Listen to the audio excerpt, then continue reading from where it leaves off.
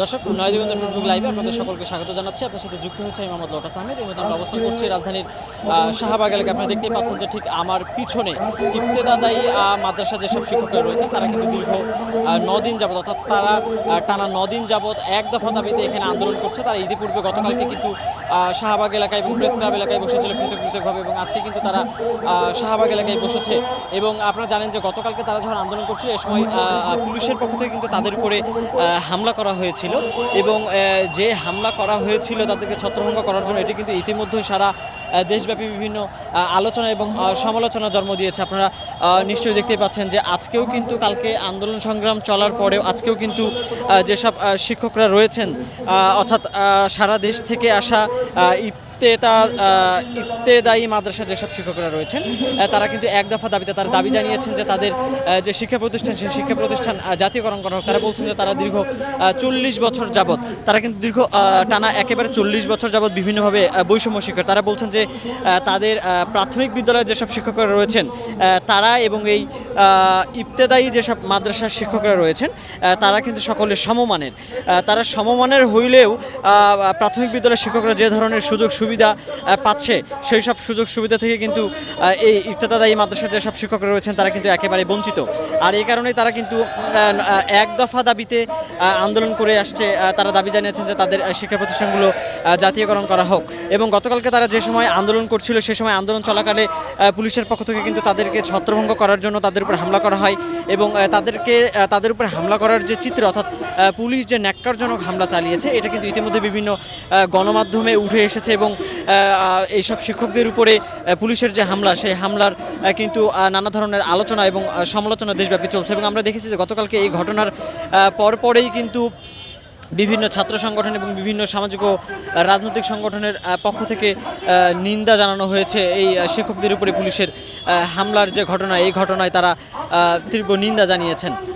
এছাড়াও আমরা যেমনটি দেখেছি যে গতকালকে কিন্তু এই আন্দোলনকারী শিক্ষকদের পক্ষ থেকে একটি প্রতিনিধি দলকে নিয়ে যাওয়া হয়েছিল প্রধান উপদেষ্টার কার্যালয়ে। তারা কিন্তু প্রধান উপদেষ্টার সাথে কথা বলেছেন, এবং আমি আজকে এখানে আসার পরে কিন্তু এসব আন্দোলনকারী শিক্ষকদের যিনি নেতা রয়েছেন বা যিনি সমন্বয়ক রয়েছেন তাদের সাথে কথা বলার চেষ্টা করছি। তারা যেমনটি বলেছেন যে গতকালকে কিন্তু তাদেরকে আশ্বাস দেওয়া হচ্ছে যে তাদের যে এক দফা দাবি, তাদের এই এক দফা দাবি মেনে নিয়ে আজকে কিন্তু সংশ্লিষ্ট মন্ত্রণালয় থেকে প্রজ্ঞাপন জারি করার কথা রয়েছে, এবং এই প্রজ্ঞাপন জারি না হওয়া পর্যন্ত কিন্তু তারা এখানে অবস্থান করবেন এবং তাদের যে আন্দোলন সেটি কিন্তু তারা চালিয়ে যাবেন।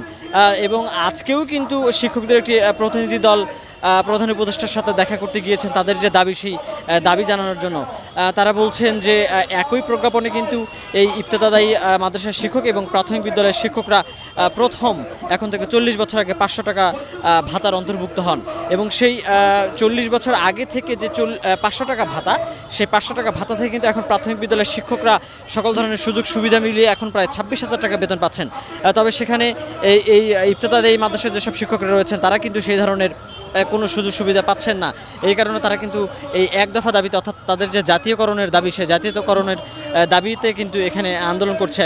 এবং তারা কিন্তু আজকে ঠিক শাহবাগের সামনে যে জাতীয় জাদুঘরের সামনের যে মূল সড়ক সেই মূল সড়কের উপরে বসে তারা অবস্থান করছে। এবং গতকাল দিন থেকেই কিন্তু তারা এখানে আছে। রাত্রেবেলা যখন পুলিশের পক্ষ থেকে তাদেরকে ছত্রভঙ্গ করার জন্য তাদের উপরে ন্যাক্কারজনক হামলা চালানো হয়, এই ঘটনার পরেও কিন্তু রাতভর অনেক শিক্ষক এবং শিক্ষিকা এখানে সড়কের উপরে দেখতে পাচ্ছেন যে পলিথিন বিছিয়ে তারা কিন্তু রাত্রি যাপন করেছে।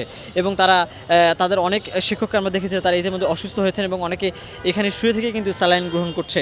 এবং আমি যদি আপনাদেরকে তাদের যে অবস্থান কর্মসূচি বা তাদের এক দফা দাবিতে যে ধর্মঘট সেটার আশেপাশের চিত্র একটু দেখানোর চেষ্টা করি, যে সামনের রাস্তা কিন্তু একেবারে ফাঁকা। আপনারা দেখতে পাচ্ছেন যে এটি কিন্তু ঠিক শাহবাগ মেট্রো স্টেশনে যাবার যে মূল সড়ক সেই মূল সড়কটি, এই সড়কটি একেবারেই ফাঁকা, অর্থাৎ শিক্ষকরা এখানে আন্দোলনে বসার কারণে কিন্তু রাস্তা একেবারেই ফাঁকা রয়েছে। এই রাস্তা দিয়ে যান চলাচল করতে পারছে না।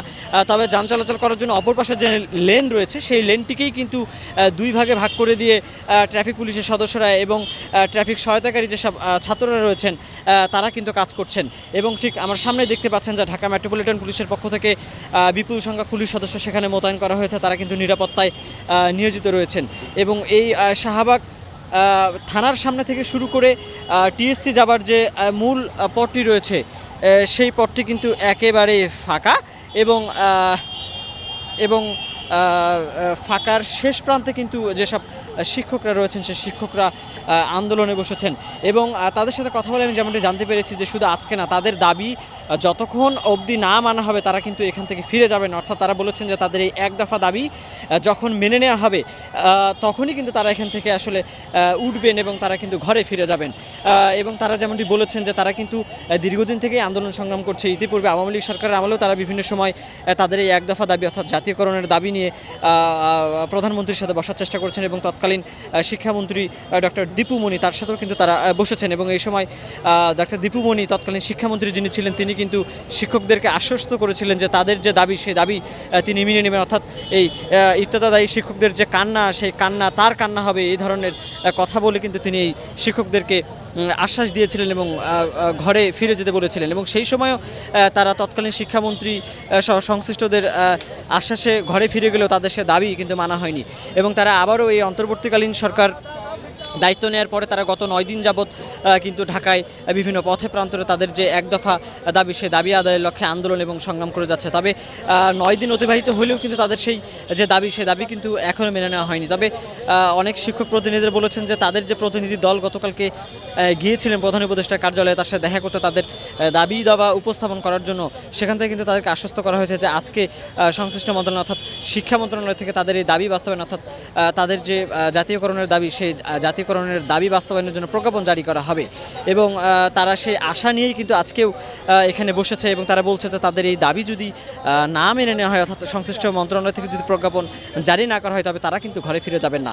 অর্থাৎ তারা বলেছেন যে তাদের দাবি না মানা অবধি তারা কিন্তু এখানে থাকবেন। দর্শক, আমি আপনাদেরকে শাহবাগ এলাকা থেকে যে এইসব আন্দোলনকারী যেসব ইফতেদায়ী মাদ্রাসার শিক্ষকরা রয়েছেন তাদের এখানকার সর্বশেষ পরিস্থিতি জানানোর চেষ্টা করছিলাম। আবারও নতুন কোনো আপডেট নিয়ে আপনাদের সাথে যুক্ত হবে, সে পর্যন্ত নয় দিগন্ত সাথে থাকবেন।